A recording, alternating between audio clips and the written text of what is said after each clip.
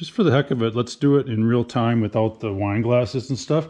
But again, I'm taking the foot and then I'm putting that leg or the post in the foot. There is a bolt here somewhere. It's right here.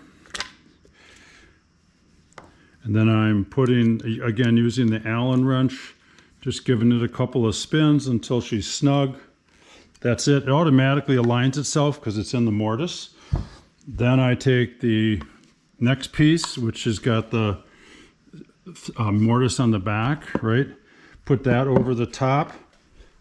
Take my flathead bolt. These are all 5/16. Spin that a little bit. Whoop. Sorry about that. Give that a couple of spins and lock her in. And then we grab the top, which is tray number 2. There is no mortise on that. That just basically rests up on top.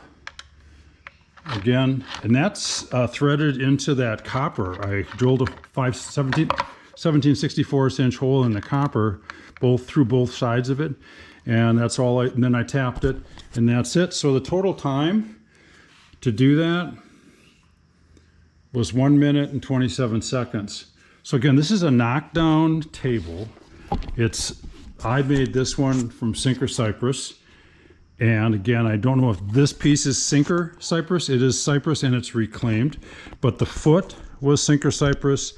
The post, the leg was Sinker Cypress, and this for sure was Sinker Cypress. And then you can see all the rusticity and everything else. Put some pegs in it or some holes in it that allow for attaching the devices and so on, etc., etc. And again, you can put your cell phone up there. If you want to do that, you can put Androids up there, which if you put the pegs in. This is remote controls are set up there, or that if you have a different kind of phone for some reason, that can fit in there just as well.